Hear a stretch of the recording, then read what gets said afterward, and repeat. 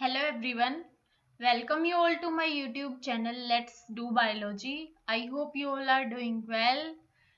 If you haven't subscribed my YouTube channel Let's Do Biology, then please subscribe my YouTube channel Let's Do Biology. And if you are liking my videos, then hit the like button and don't forget to share my videos with your friends. Okay so आज की video में हम discuss करेंगे nitric oxide pathway.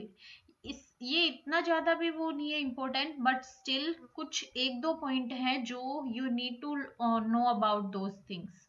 Okay so मैंने इसलिए GPCR को पढ़ा ही रही थी, सो मैंने सोचा कि इसको भी इंक्लूड कर ही देती हूँ so that you can get those point also. Okay so ऐसा मत सोचना कि ये टॉपिक पढ़ने की जरूरत नहीं है, इससे भी क्वेश्चन आ जाते हैं कभी कभी। Okay so let's get start now. इस पाथवे को हम सीजीएमपी पाथवे भी बोल देते हैं क्योंकि इसमें जो secondary molecule involve, secondary messenger molecule जो इन्वॉल्व होता है दैट इज सीजीएमपी। हमने कौन कौन से अभी तक सेकेंडरी मैसेंजर मोलिक्यूल पढ़े हैं?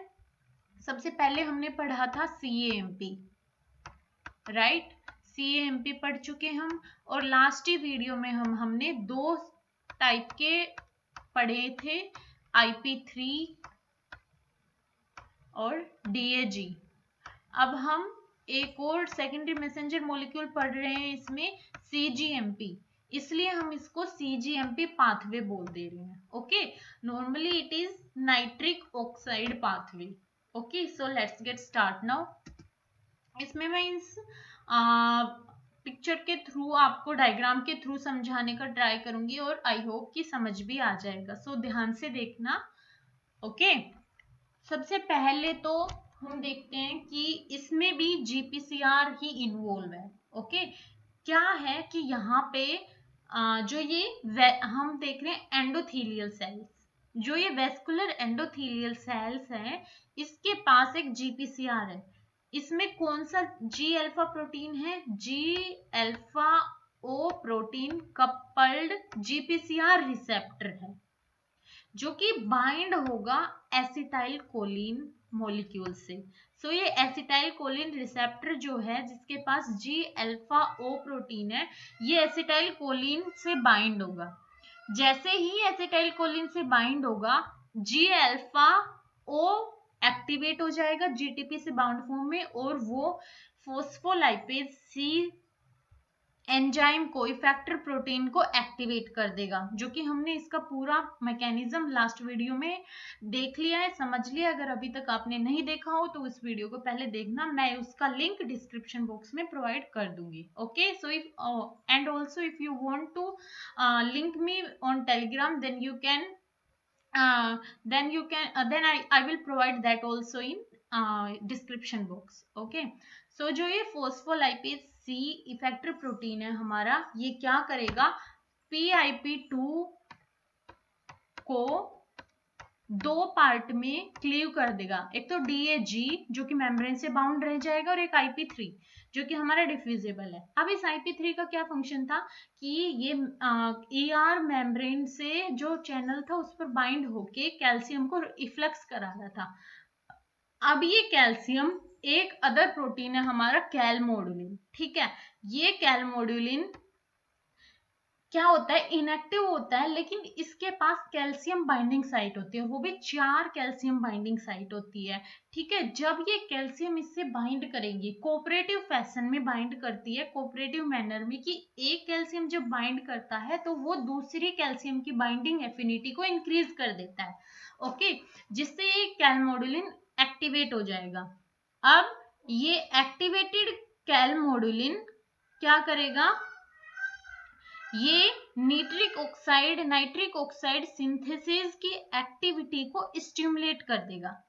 ये नाइट्रिक ऑक्साइड सिंथेस क्या है? ये एक एंजाइम है जो कि नाइट्रिक ऑक्साइड की सिंथेसिस को कैटेलाइज करेगा। नाइट्रिक ऑक्साइड सिंथेस का फंक्शन क्या है?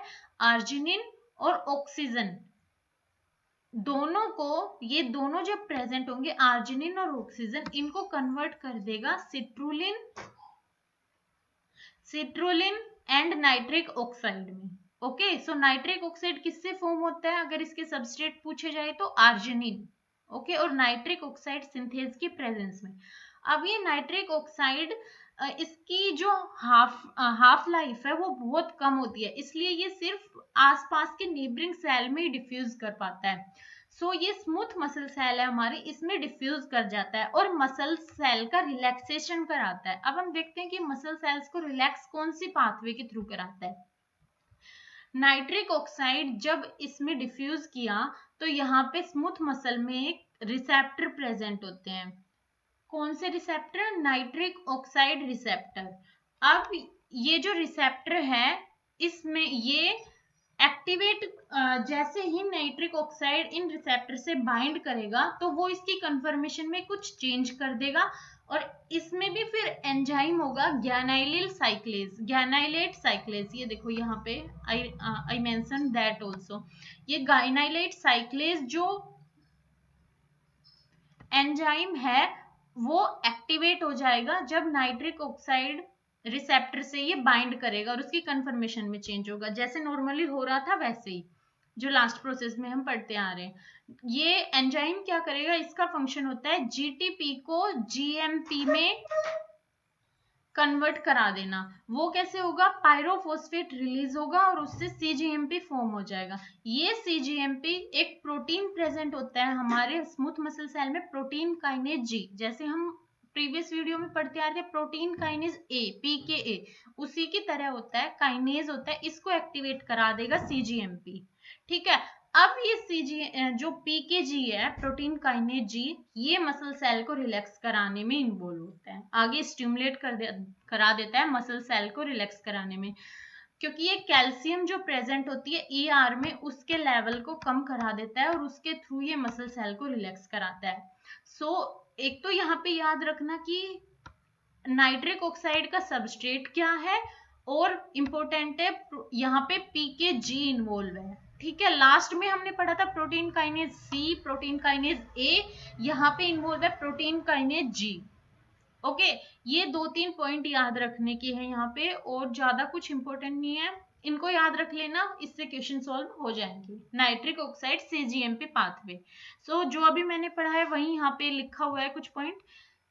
Stimulation of acetylcholine GPCR on endothelial cell induces an increase in cytosolic calcium and subsequent synthesis of NO. After diffusing in surrounding smooth muscle, NO activates intracellular guanylate cyclase to synthesize CGMP. The resulting increase in CGMP leads to activation of PKG, which triggers a pathway resulting in muscle relaxation and vasodilation. Okay.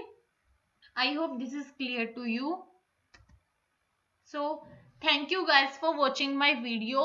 If you are liking my video, then hit the like button and share it with your friends. And please subscribe my channel Let's Do Biology so that आपको जैसे ही मैं video upload करूँ you can get the message and prompt for my video. And thank you.